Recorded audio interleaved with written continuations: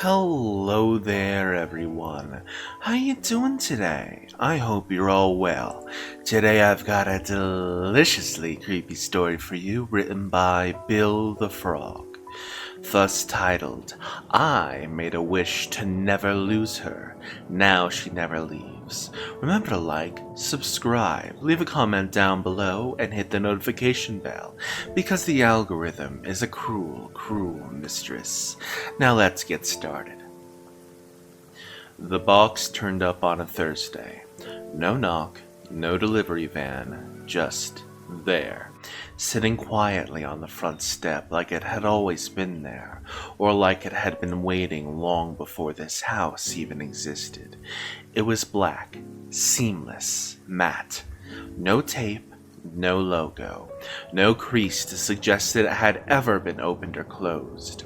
Claire picked it up first. I remember how her hands hesitated just slightly, like she didn't want to touch it at all. It was heavier than it should have been. Not just physically. Something about it dragged the moment down, made the kitchen lights feel dimmer, made the air feel stale. There was a folded card tucked just beneath the bottom of the cube. No handwriting on the front. Inside, there were 5 words. 1 wish, no takebacks. I laughed, however Claire didn't. Do you think it's cursed? I asked, trying to keep it light. She forced a grin and said, What are you gonna wish for? $1 million? A flamethrower? I've already got everything I need, I said, looking at her like an idiot in a perfume ad. She rolled her eyes and left it on the counter.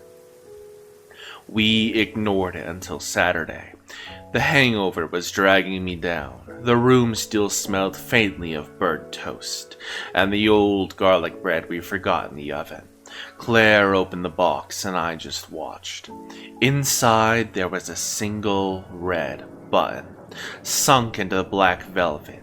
It looked plastic, cheap, like something off a game show set. But even from where I stood, I could tell it didn't belong. It hummed without sound. It felt patient. Claire ran her thumb around the edge of the velvet and stopped. If you could wish for anything, I said, what would it be? She didn't even blink. She said, to never lose this. So I pressed it. It made just a small... That was it. No lights, no spark, no trembling floor. Just a click. We laughed. We made pancakes.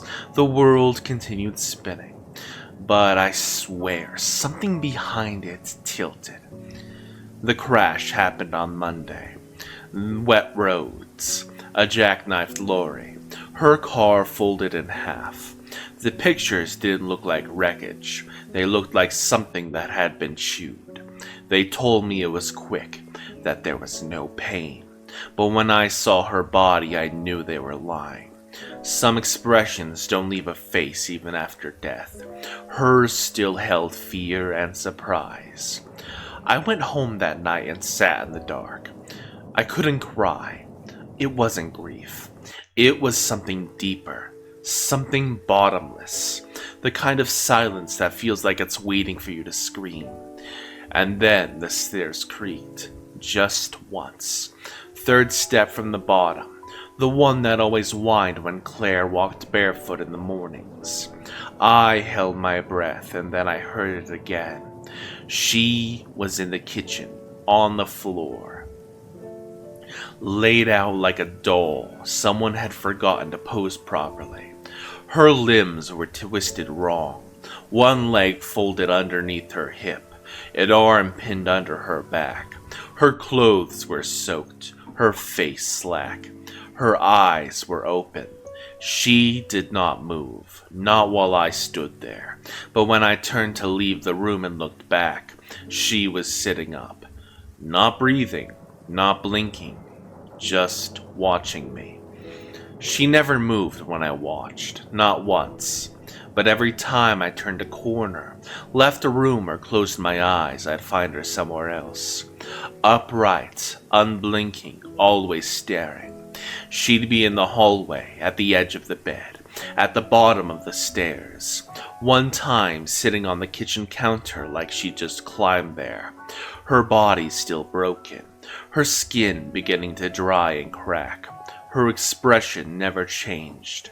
Not sad, not angry, just watching. I tried to bury her again.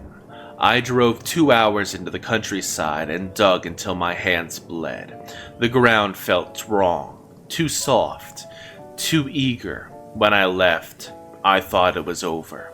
She was back that night, on the couch, folded into the same impossible shape. I didn't even check the front door. I knew it hadn't opened. Each day she decayed more and more, skin like paper, eyes dulling, teeth exposed now, where her lips had dried and curled back. But still she turned up, still moved when I didn't see. I stopped sleeping, stopped eating.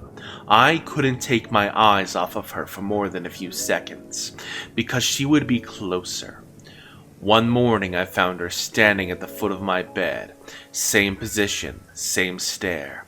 I pulled the box from the trash and begged, screamed at it, slammed it against the wall, until the casing cracked and something inside buzzed like an insect trapped in resin. Nothing changed. The note was still there. One wish, no takebacks. Last night I woke up to her on the floor right next to the bed, inches from my face. One arm bent wrong beneath her, one leg twisted like a broken puppet. Her head turned towards me, resting on her shoulder at an angle a human neck should never reach. Her skin was the color of parchment. Her eyes were dull marble, sunk too deep into her face. Her lips had split, and blood had dried across her chin like black paint. And she didn't move. I watched her for what felt like hours, long enough for the sun to begin hinting at the horizon, and she never blinked. I know what I wished for. I see that now. I didn't wish for money or fame or power. I wished to keep something, and I got exactly what I wished for. What remains is not Claire, not anymore. It is just the shape of her, the memory of her body, a constant rotting echo of what I refuse to let go. She is still there, and she always will be, because I couldn't bear to lose her. And now, I never will. That is the end of today's story video.